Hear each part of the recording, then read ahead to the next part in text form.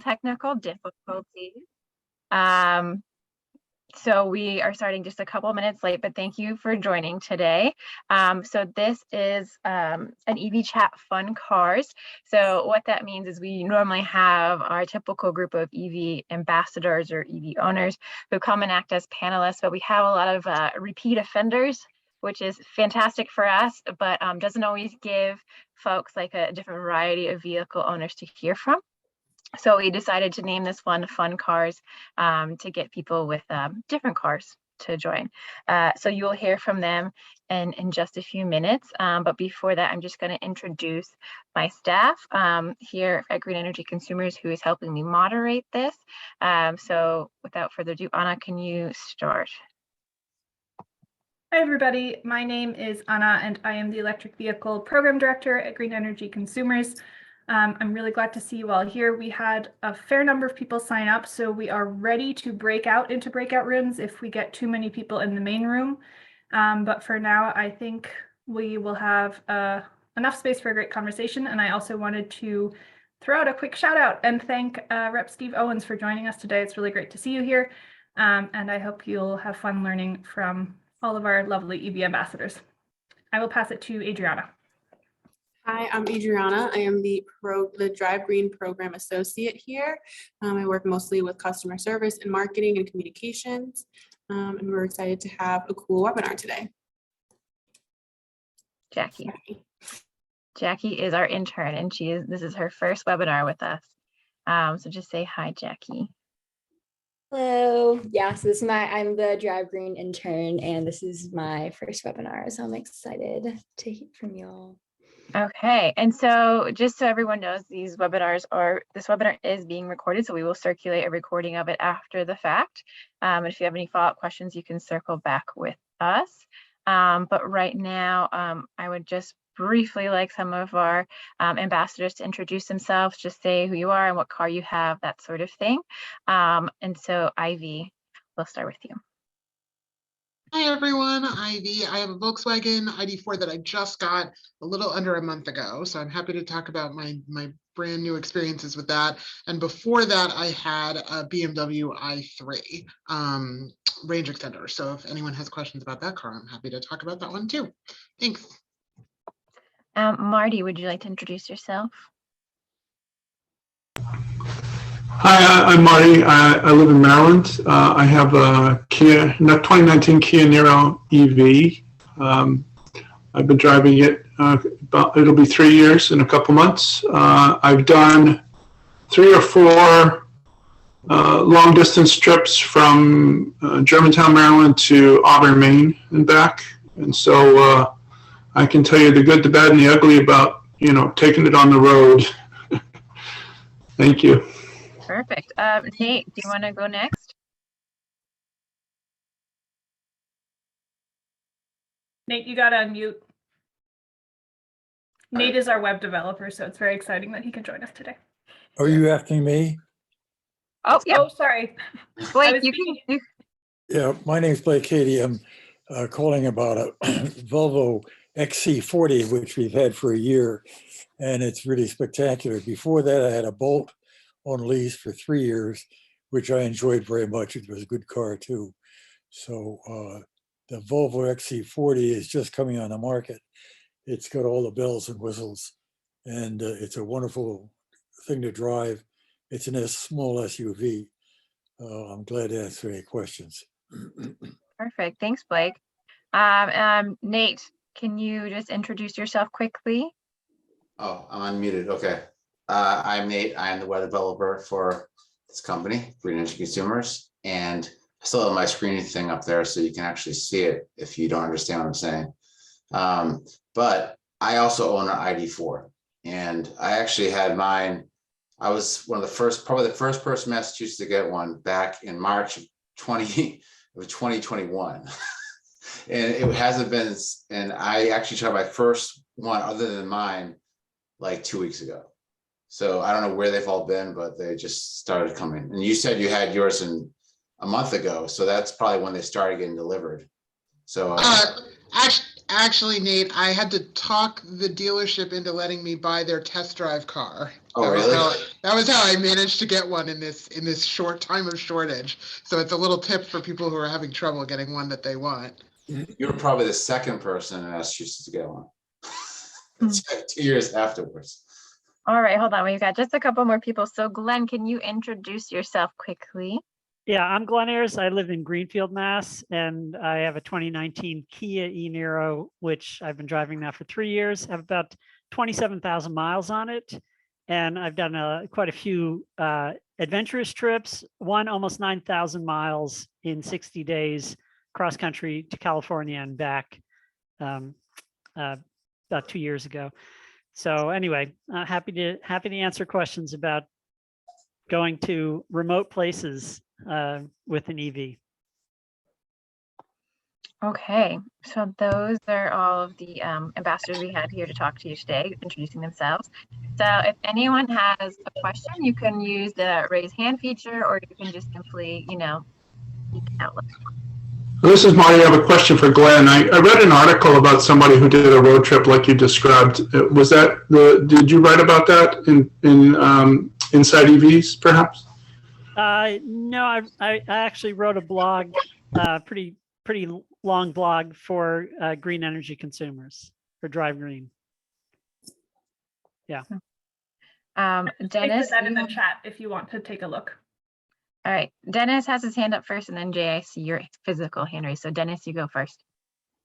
Yeah, I have a question. I have a Leaf Plus, and I'm thinking about doing some cross country a trip, go through state parks, national parks, and maybe some campgrounds. And I'm curious if anyone's I need some advice as to what kind of adapter I would need to plug into some of the campsites. Would I need more than 1, 2, 3 different types of adapters? Does anyone have any experience with that? That's my question. Whoever wants to talk first, go ahead. Yeah, so that's how I did my 8,800 mile trip cross country. I charged every evening at a campground at mostly state parks, occasionally a national park. But that's how I did it. I did a lot of fast charging during the day for lunch, stop charge for a while. But overnight I charged and had a full battery in the morning, and I plugged into the RV connection at the campgrounds. I had to call ahead to make sure that they had a 50 amp connection, which is 220 volts, because otherwise it's too slow. Just a 30 amp RV connection won't do it, because that's a 120 connection. So I got an RV level 2 charger that was portable, waterproof, and came with 5 different adapters with it, dog bone adapters. So I could plug into pretty much anything. Where did you pick that up? Could you get it online, or? Yeah, I got it on Amazon. Yeah. Amazon, and what's it called again? I will look it up while other people are talking. So Amazon sells a travel oriented charger that has multiple adapters called a Must Start Travel Master. It's awesome. I have one in my car all the time. Could you repeat that? Must Start? Yeah, it's MUSTART Travel Master, and you can buy it in several configurations. The most common one, it has a standard 110 and a standard 1650, I think, which is the standard 220 volt. But you can buy additional adapters, including the travel trailer 30 amp that Glenn was talking about, and the 50 amp. So you can plug in almost anywhere. Anywhere there's a stove or a washing machine, dryer, there'll be something you can plug into if you get all the adapters. Right. Okay. All right, Jay, you are up next. Thank you, Devin. I'm Jay Miller. I live in Little Compton, Rhode Island. I just bought my first EV and it's being delivered in a week, and I am completely clueless. I'm going to go on a maiden voyage to Texas from Rhode Island, and my friends are saying, you're nuts. I feel as though I'm nuts because I don't know what to do. I really don't. I mean, I am clueless about how do I plan my trip and make sure that I'm not calling AAA every 335 miles.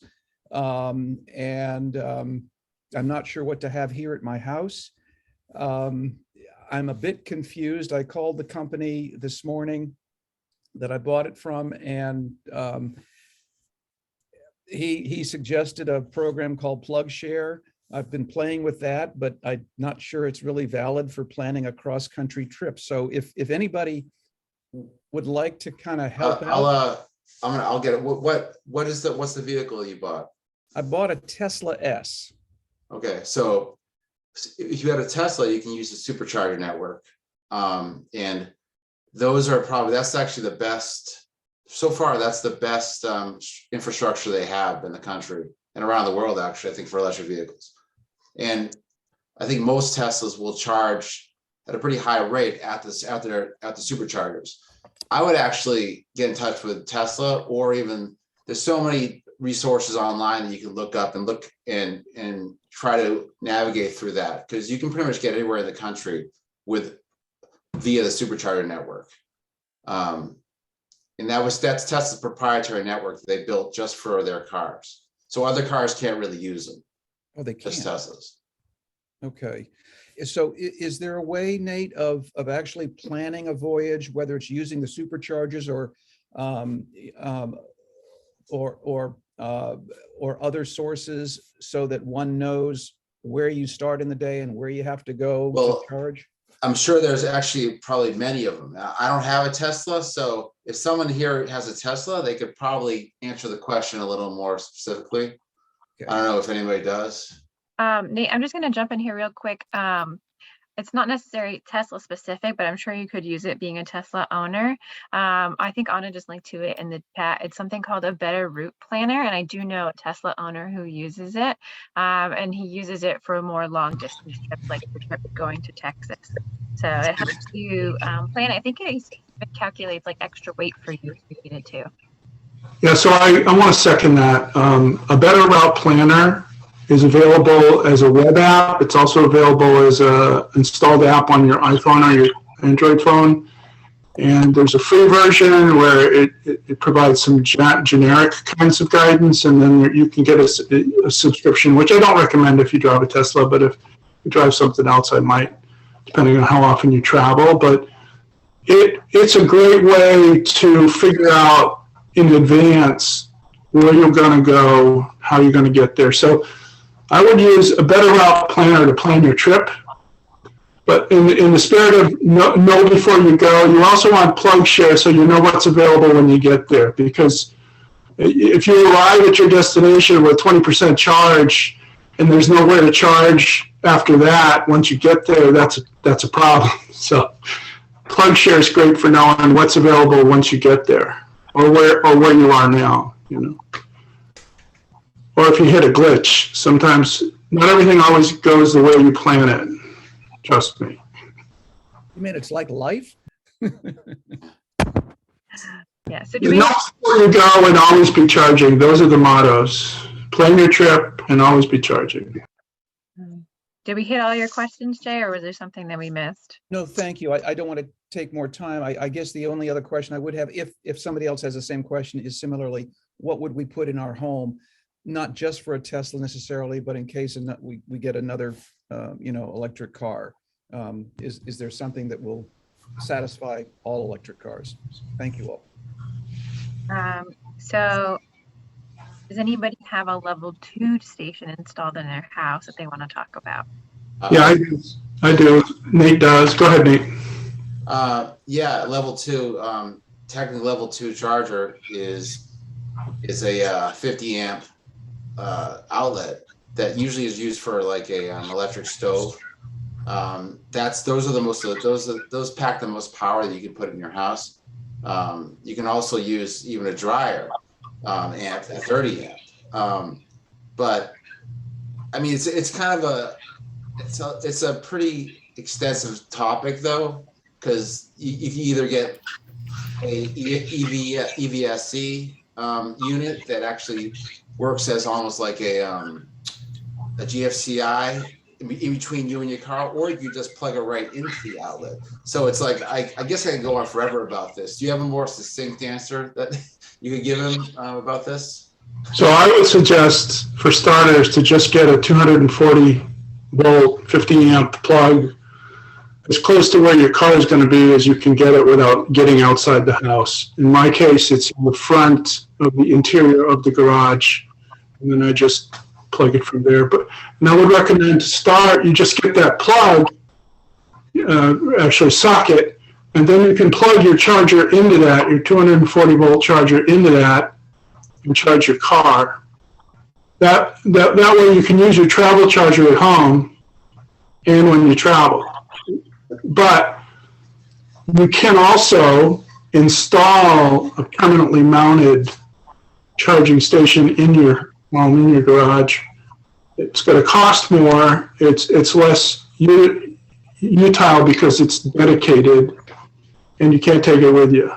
But those boxes tend to be smart, that you can program them, you can pull stats off of them, and you can spend a lot of money on those as well if you're into that.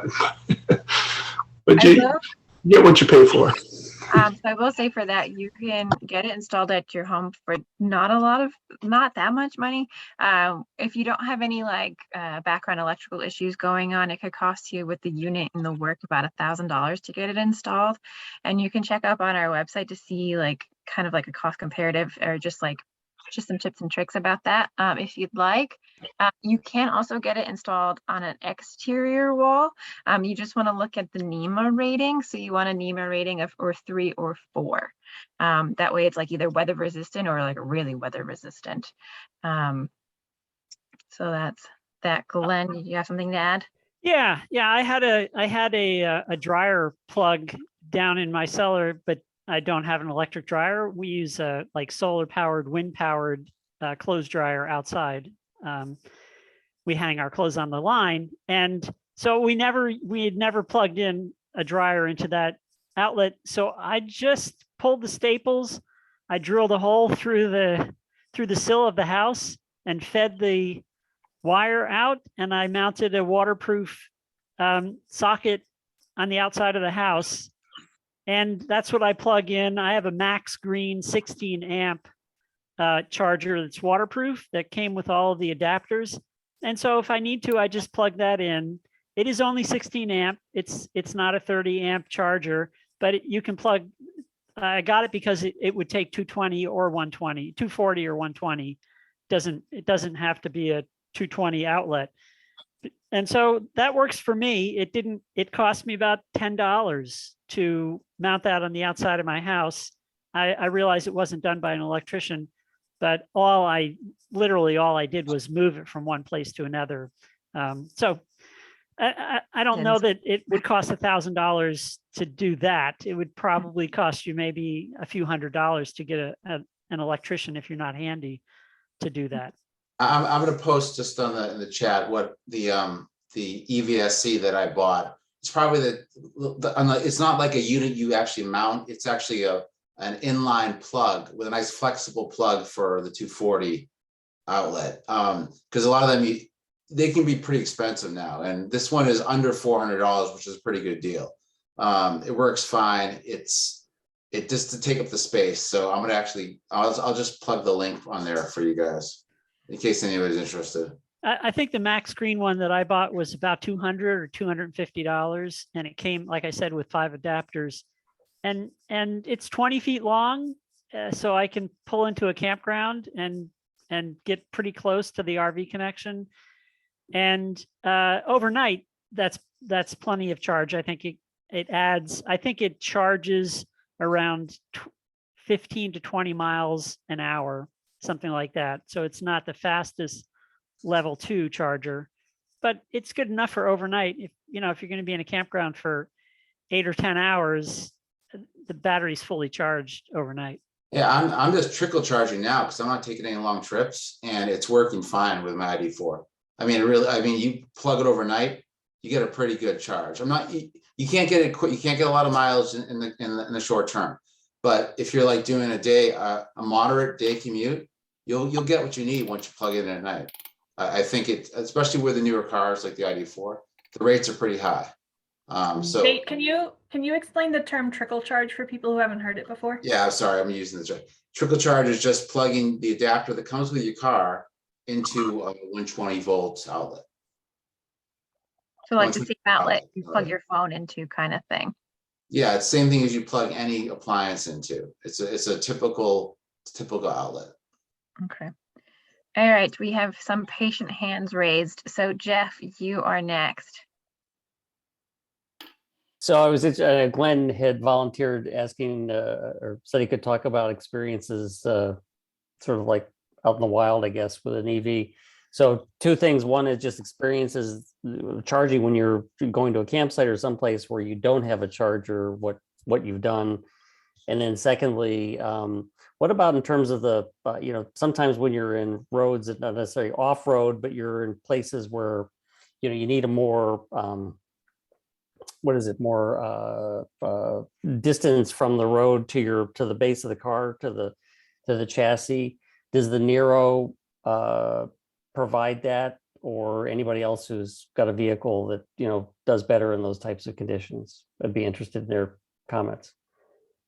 Well, I'll just say the Niro is not an off-road vehicle by any stretch, but it does have enough clearance that I can get into the Adirondacks, on dirt roads, and it's just front-wheel drive. So, it's not four-wheel drive, but we haven't gotten stuck anywhere. And I had, prior to getting the Niro, I had a Prius C, which has about 2 inches of clearance, or maybe 4 inches. So this was a big improvement over that little Prius. But we haven't hit any rocks or anything, but we're careful. It does have a big battery underneath, but no problems going into some very remote areas. Mojave Desert, really out in the Southwest, lots of places where, you'd want a truck probably to get into, but we didn't have any problems. What about Kim? You have an Audi e-tron, and I haven't heard from a lot of Audi e-tron owners. How's the clearance on your car? How was your experience with your car? So far, so good. It has great clearance. It's got air-like suspension, so it changes itself, or I can adapt the ride manually. And I can also, it's a Quattro, so it's all-wheel drive. So you could go off-roading if you wanted to. I guess I could. My husband has a 1961 Jeep that is not an EV, but he does go off-roading in. I wouldn't go there. There you go. But it's, this is my third electric vehicle. I started with a 2013 Volt, and I upgraded to a 2017. I liked that new body style. It was a little more spacious. And then decided to make the leap to all electric versus, although the generator in the Volt, that little gas powered generator, is a nice safety feature if you're nervous about long range. But I've so far been very happy with the e-tron. And Ivy just made the leap to all electric. And how are you finding it? Good. It's good. Like Kim said, I think it was definitely nice to have that 3 years where I had that it was just a 2-gallon little range extender on the BMW i3. So I knew if I pushed it, I could always stop at a gas station and do something. But after 3 years of that, and now that the ID4 can go, I don't know, at least 100 miles further on a charge than the i3 could. So I definitely was ready to make the leap to the all electric. But yeah, no, it's I think both cars are definitely worth a try for people who are looking. Perfect. Okay, Ken McDonough, who is not just Ken. You guys are up. Yeah, we are there. Hi, it's Ken and my wife Ann, and we live in Sherburne, Massachusetts. I've been doing a lot of reading. It seems that Volkswagen with the ID4 has kind of hit the sweet spot in terms of the vehicle as well as the price of the vehicle. And you've got a $7,500 federal rebate and a $2,500 Massachusetts, so you're knocking off 10 grand. The only criticism that I've read about it, and you two ID owners can talk about it. They said that the electronics are very busy and not very intuitive and are annoying, including not being able to roll down the windows from your our side where the buttons are on the armrest. That doesn't exist. That you have to go through the computer. So they said there was a big learning curve. Maybe you guys could comment on that. I'll start and then I'll let the person who's had the ID for a long time answer some of those. Just on your first comment about the windows, I have not tried this, and there's lots of stuff that I haven't had a chance to try yet, but I do hear that there is a trick where you hold it down until it flashes, and then you can roll all the windows down at the same time. I feel like I saw that on some sort of YouTube video when I was looking at them. So I think there are some quirky things like that where it's not intuitive, right? There aren't 4 buttons to roll down the 4 windows on the driver's side, right? But so I do think there are some quirky things like that, and it's too new for me to tell you whether I think they're fun or annoying yet, because I'm still learning. But I haven't found anything where I could not do something that I wanted to do or find something that I wanted to find. But I do know what you're talking about, which like I said, I do think it is a little, there are some like quirky things where they've clearly sort of wanted to have the design be sleek and put more things in the sort of like electronic panel that you click buttons on. So yeah, it's definitely worth test driving and trying out. And when you do the test drive, not just driving, actually, putting in the navigation and making a phone call and doing the radio and trying all that stuff out and making sure that it works for you. But I'll let Nate talk about the long term. I have to get going too, but I will say that you just hold down the button for like a second, and then it'll just little light will switch on, then it comes up. It's not as intuitive as everybody's used to, but other than that, I could go on for a long time about how much I love the car, and it has more storage space than my old Ford Escape Hybrid. It's probably the quickest car I've ever driven. It's amazingly quick. I mean, you go right. You don't want to do this very often, because I say when you're on the highway, you don't want to really go over like high 60s, because your efficiency goes way down after you go up. So that's something everybody has to remember when they drive on the highway. You're going to drive like, don't mind my grandfather or a grandma. you want to drive like that. That's how you want to drive. And you'll just be looking at everybody else in their ICE cars and be like, you know how wasteful you're being right now. Not only do you have a gas car, you're going way too fast and you're just burning gas for the heck of it, So those are Ken, don't listen to him. I drive super fast in my ID. Well, you probably have to charge it a lot more. That's all I can say. But no, I do. I actually accelerate fast because it's so fun. But then I settle down after that. Other than that, yeah, it's great. It's a great car. I wholeheartedly, if you can get your hands on one, of course, I wholeheartedly recommend it. So, thank you. Yeah.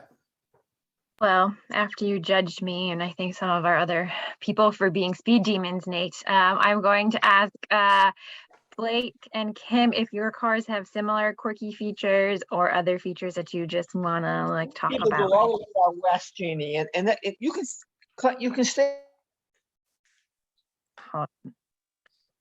Do you want me to go ahead? Yeah, Blake, go ahead.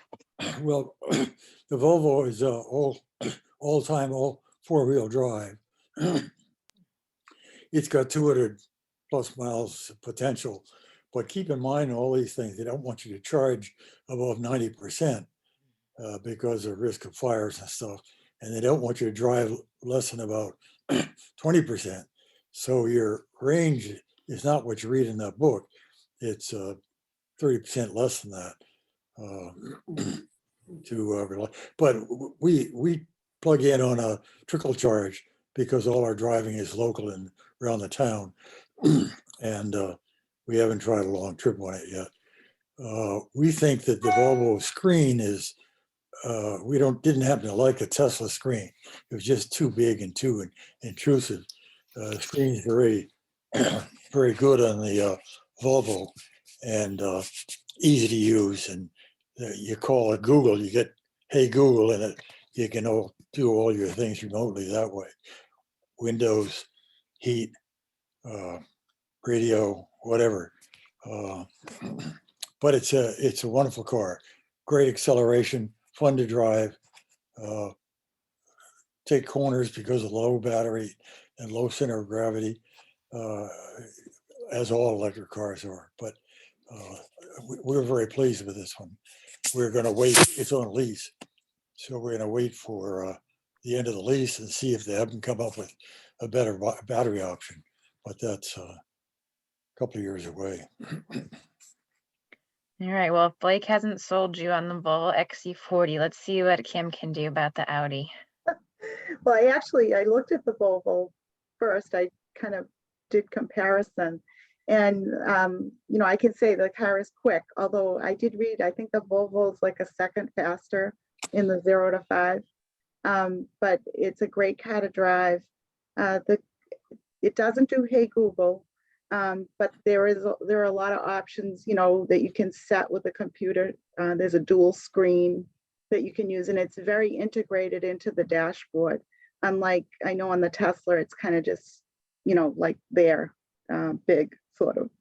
I think that as far as charging, I don't charge frequently because I do a lot of local driving. So maybe once or twice a week. I do have a charging station installed in my garage. So it's the 220, I guess. So it charges in about 4 to 6 hours, I would imagine. And then I have a high speed. There's, I think it's either Electrify America or a Plug Share right down the street. So if I decided I wanted to take a trip to Vermont, I can go and I can charge. And Audi says that if you're taking a trip, you can go ahead and charge to 100%. But otherwise, I do have it set at 80% capacity to charge. Winter months, I've noticed a lot less range than I did over the summer and the warmer months. So I know we were talking earlier about planning a trip. I've gone and I've looked at both Plug Share and Electrify America to see where I can find fast chargers that I can get 80% in 30 minutes, they say. So we'll see. Well, I'd like to talk about charging, if I may. So when you're at home and you're charging on your 110 or your 220 or your 240, you can charge to 100% regularly without damaging the battery. But when you're fast charging on the road, you typically don't want to charge more than 80% or so for two reasons. One, the rate of charge slows down dramatically after that. And secondly, it does stress the battery to charge too high on a fast charger or rapid charger. But at home, charge it to 100%. And so typically, if you're going on a long trip, you charge to 100% at home. You go that first leg. Ideally, you arrive at your first charging stop with a state of charge below 20% and a hot battery, which is, if you're on the road, is the way it's going to be. You charge to 80 and you go to the next leg. And at the end of the day, how far a leg is as much dependent on the range of your bladder as it is on the range of your battery. And my experience is that almost every electric car out there goes further than my bladder anyway. So that's my 2 cents. Thanks One for more explaining comment that. about the Oh, go ahead. Volvo. One more comment about the Volvo is it's not self-driving, but it has features. So if you drift out of lane, it brings you back automatically. Or if you're backing up and it detects you're too close, it stops you without. Those are both features that seem to work well. So did you say that if you're trickle charging, you can charge it to 100%? That was a yes. You did a thumbs up.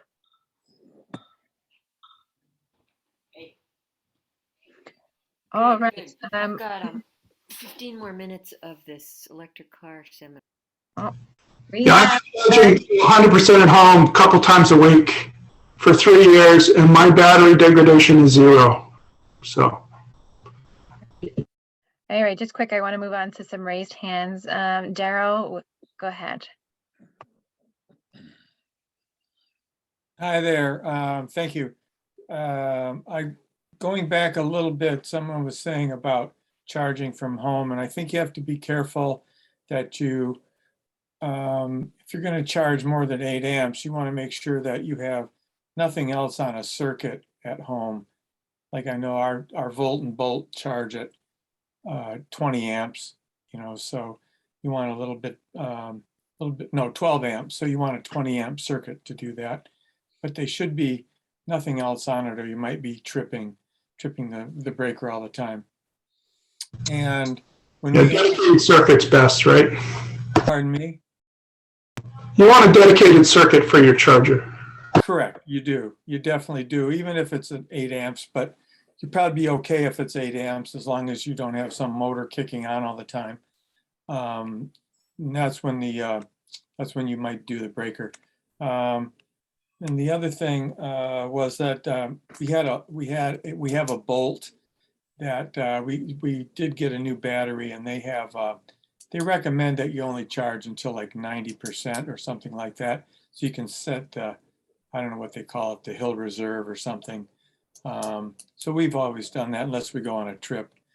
So that's good. And then the other thing, just quickly, I know I was just texting with Jacqueline. We went out of town on our first time getting out. We call it the breakout tour, and we went to San Diego. And I don't want to drive a gas car, and we have 2 electric cars. So we rented a Tesla out there, but we had to go to LA to pick it up. And I'm really glad because gas was over $6 a gallon, and we had free charging because we rented the car before March 1st. So free charging. So it was a dream come true. I really loved it. I loved the car. Navigation was amazing and all that sort of thing. It was a learning curve though, I must admit. So thank you all. It's really great that you guys everybody here is trying to learn more about doing electric vehicles, and it's coming, we just have to get more rental cars and more people familiar. That's how you can become familiar with these cars. If you could rent them for a reasonable price, you get to know the good side of them. And so thanks to Green Energy for doing this. Well, Daryl, before you mute yourself, why does your tagline say Hertz Tesla rental? Are you renting a Tesla from Hertz right now? I did for 2 weeks on our 2-week vacation. So I didn't want to drive, a gas car, even though we went to San Diego, and I didn't want to be driving a gas car. We don't drive a gas car in Boston, so I wasn't gonna, drive but they only rent them in 5 or 7 locations, 2 times, in San Francisco, LA, Miami, Orlando, and Fort Lauderdale. Maybe it's 5. I can't think of the other 2 if it is 7. So that's kind of a bummer. We did take the train from San Diego to LA to rent the car to come back to San Diego. And then when I dropped off the car, I had to go back to LA to drop off the car. And LA traffic is nothing to sneeze at. It's horrendous. So I didn't do full self-driving. I don't think you can rent that, but it did the, what do you call it, autopilot or whatever. And that worked really well on the highway. It didn't work that well if you were off the highway. So it was great in traffic on the highway. Kept you in the lane, and it kept you adaptive cruise, kept you a certain distance, whatever you wanted to set it from the car in front of you. So it worked. It was a lot of de-stress, and I was in a lot of traffic both times that I had to go to LA. So it was a great experience, I want to tell you. And the charging was easy. You just put it in and it tells you when you're going to get there, how much you're going to have in your battery. And they really do want you to get there under 20% because it tapers. And I always try to get a 250 kilowatt charger, which they have a ton of them out there. So yeah, it's really, they know what they're doing. I mean, they have their problems like everybody, but they know what they're doing. So a lot of advantages I found over our two Chevys. Great. Okay, anyone Thanks. else? Yeah, we have Richard. Richard, you have your hand up. What's your question? Oh, you're muted. There you go. Hi, I don't have an electric vehicle now. I have a regular gas operated Toyota Camry. And I like the Camry because the ride is very soft, very comfortable. I have some minor back problems. And so I read that recently a review in the most recent Consumer Reports, they mentioned, for example, the Tesla Model 3 is critiqued because it's a very stiff ride. And my experience with gas SUVs, especially the four-wheel drive versions, there's so much more stiffness in those cars that I cannot tolerate SUVs. And it seems every electric car coming out now is an SUV. So I got a question to ask you. You know of a full electric car now that is very comfortable? Or what is your critique on all the electric cars that you've driven? How comfortable were they? What is your suggestion? Wait 3 more years till there's more models coming out, more sedans, you know? So Ivy. I'll leave that now. Ivy has a lot of experience in this, so I'll have her go first. Not only, you might not know this about me, Devin, but I only drove Camrys before my electric car experience.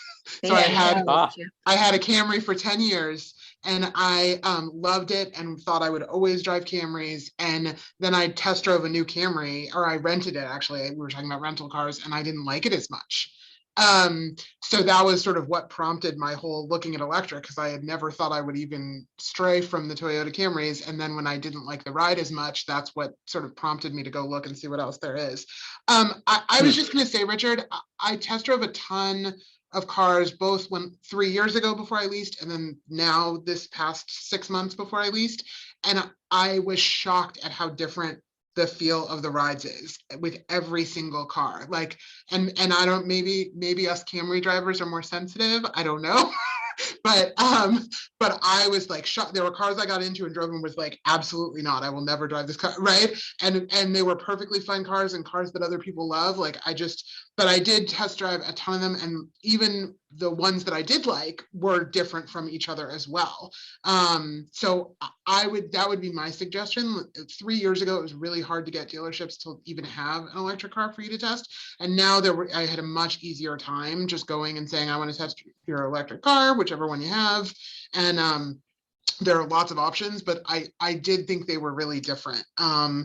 And I got used to being up higher, because the i3, even though it was a teeny tiny little car, you were up higher like you are in an SUV. So that was why I ended up with the ID4, because I liked the being up higher, even though parking in Cambridge is not going to be as fun with a bigger car. But I would say there were a fair amount of lower ones and sedans out there.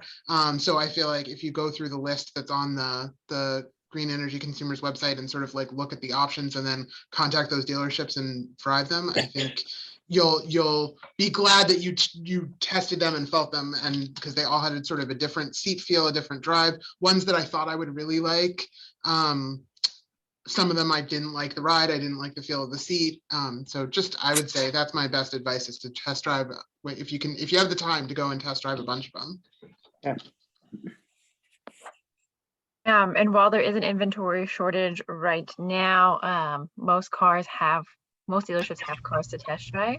Ivy's car is one of those cars, actually.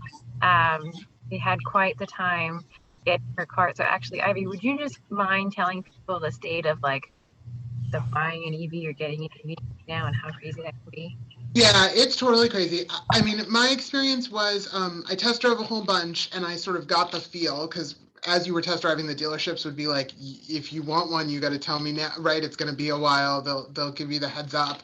I feel like that also makes it hard in terms of getting a lease deal, right? So I feel like 3 years ago, you know, on the Green Energy Consumers website, there were all deals, and I could go to the dealership and say, oh, this dealer is offering this, and now I feel like they're right. They can't keep the cars on the lots. So the ones that they get in, people are on wait lists for them, and they are trying to get them out the door. And then once, you know, there's such long waits for some of the cars that when they come in, people have already gone out and gotten something else. So I feel like that's sort of where your opportunity is if you're looking to get one soon, is to, you know, get to know the dealerships and sort of figure out which car you want, and then get on the wait list, get your number in their hands, so that when someone cancels, right, the one that they had reserved, you can get it. I also had the experience of going to some dealerships where they didn't even want to do leases, right? There were so few cars and they're getting so few in that they're not even bothering to offer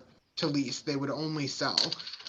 So I had that experience as well. But my sense is that, you know, I'm sure it depends on the car, but my sense is you're talking about months, unless you can find one that someone didn't take. And I saw in the chat that someone had asked if anyone had an all-wheel drive. Mine is not, but I will say there were ones that came in where people had reserved an all-wheel drive version of a car, or an all-wheel drive ID4, and then in the 6 months it took for the car to come in, they went and bought something else, and so they had all-wheel drive cars available. But you had to be on top of it. You had to sort of jump in while you could. And I don't have any sense, Devin. I don't know if there's any word on what does it ease up anytime soon, but I definitely, when I talked to the folks at the dealerships, they did not see the end anywhere near. That they felt like it was unpredictable when cars would come in and how long it would be before the 22s came in, all of that kind of thing. Yeah, that is that's a sense I'm getting from dealers, and from my research is that it is going to be this way for the foreseeable future. So I just don't know. We will definitely keep people updated and just continue to do educational content in the meantime. But we're figuring it out. Glenn, you've had your hand up for a little bit. Go ahead. I just wanted to say that the Kia e-Niro is, to me, it's very comfortable, especially on long trips. It has all kinds of adjustments, lumbar support, and if you didn't know it was an electric car, you can't tell from being inside the car. It doesn't appear to be an electric car in any way, really, other than it doesn't have a tailpipe. It is very, very plain, standard car in a parking lot. You could not tell it from any other small crossover kind of car. But I found it very, very comfortable, easy to get in and out of, and it has a lot of cargo room because we pack it with a lot of gear and 2 dogs as well, and we actually can sleep in the back of the car if we have to. So anyway, that's my 2 cents. One thing for people to remember as far as Tesla goes, they've used up their 200,000 cars, so you don't get any federal 3,500 backs on them. The other thing I didn't like about the Tesla was you sit quite low. As somebody mentioned, the Volvo you sit much higher. It's just more comfortable in terms of driving. And the other thing people don't mention is that with gas prices going up, I save over $2,000 a year just in gas and no maintenance, as we all do that are driving electric. But it's something to keep in mind when people say the car is too expensive. You got to keep that in mind. And just to expand upon Blake's point about the 200,000 units in Tesla. So part of the federal tax credit is that the manufacturer only has 200,000 units to sell before that federal tax credit starts to phase out. And so for the only manufacturers that have hit that unit mark are Tesla and Chevy. So all other manufacturers are eligible to get that federal tax credit for their customers. Plus, if you're in Massachusetts, there's the More EV rebate. So you can check that out. If you're in Rhode Island, like me, it's not going to happen. There's no rebate. But we have a few more minutes left. So does anyone have any questions that they want to ask before we have to wrap up? No. Hey, this is Harold. I do have a question. For the, I think the person with the Volvo and the person with the Audi e-tron, do they come with a spare tire? And if so, have they had to use it yet? I do have a spare in my car and I have not had to use it. And that's Kim with the Audi e-tron. I don't know if you can see us. Oh, sorry. No, your screen is off, so I don't know if you can see the screen or not. I just want to make sure.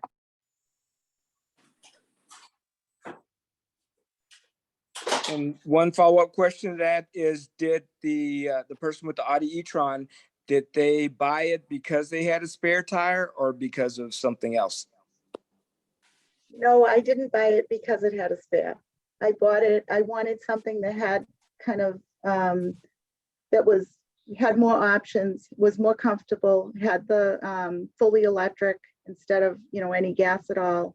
And I can say that the e-tron is very comfortable to drive. It is considered, I've got the Sportback. It is considered an SUV, but it doesn't really look like one to me.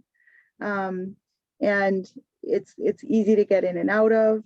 And the ride is nice, and you can adjust it to, you can do a sporty ride, or you can do a more luxurious ride, or you can do a conservative type of ride, and the car's suspension will adjust to that.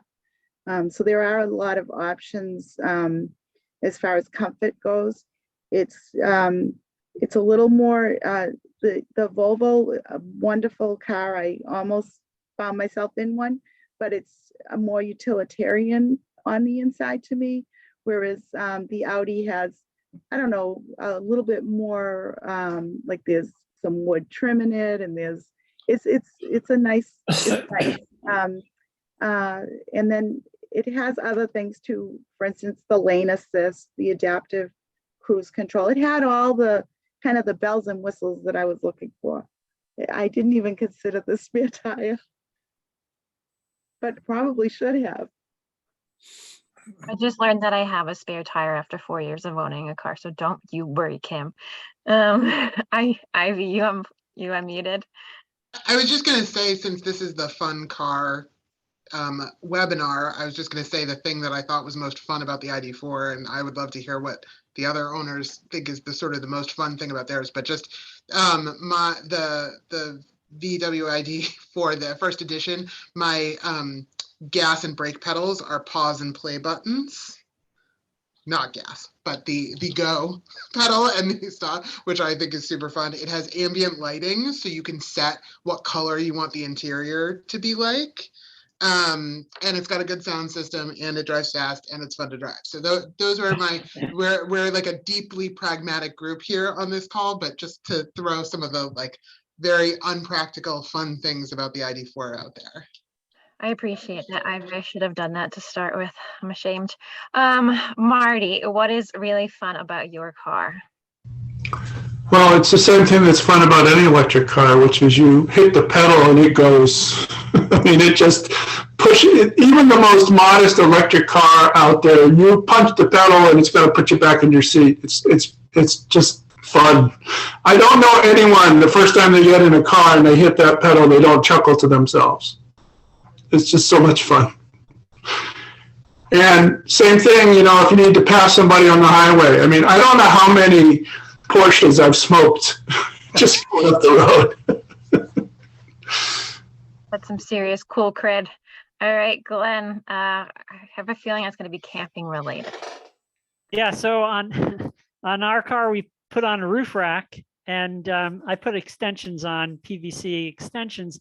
So I fit two 10.5-foot canoes on top of the car, and then all of our camping gear for a 3-week trip or a cross-country trip. But we don't take the canoes cross-country because that much wind resistance really cuts down on the range with canoes, especially if you get up above 40, 45 miles an hour. But we've done several trips out to the Adirondacks with all of our paddling gear. And we found a level 2 charger at Paul Smith's that they just recently put in. And so we stayed there overnight. They have a lean-to that you can rent. And then we had a full charge, full battery in the morning, and we could drive anywhere basically we wanted to in the Adirondacks. And we hit a lot of canoe paddling areas, the Bog River, which is fantastic, and the St. Regis canoe area, which has dozens of lakes in it. So fantastic area. And it was really figuring out where we could park overnight to charge, because there are no fast chargers in that region. But Paul Smith's put in 4 charge point level 2 chargers, free charging. And so it was a good deal. Anyway, that's most of our trips have to do with going off to camp or paddle, for extended time periods. Okay. All right, Blake, what is a fun thing about the Volvo that you enjoy? Well, like everybody said, the acceleration is smooth and unbelievable. And it's a safety feature as well as being fun. When we first got the car, I asked when we should bring it in for the first maintenance. And he said 20,000 miles. So there's virtually no maintenance on them, in contrast to gas engines. It's just fun to drive. It's stable. It's got great pickup. It's the seats are comfortable. All the bells and whistles work well, and I just think it's the way to go. And it, as I said, it saves $2,000 a year from combination of maintenance and gas. So that makes the economics, if you figure it over long term, much more satisfactory. Perfect. All right, Robert, do you have a quick question? I see you have your hand raised. I'm sorry we didn't get to you earlier. Yes, the Tesla full self-driving has the ability to automatically take the car and pass somebody else on the highway. Does anybody else have the ability in their car to drive on one of the major roads, a 95, 93 type of thing, and it automatically passes cars as well as keeping you in the lane?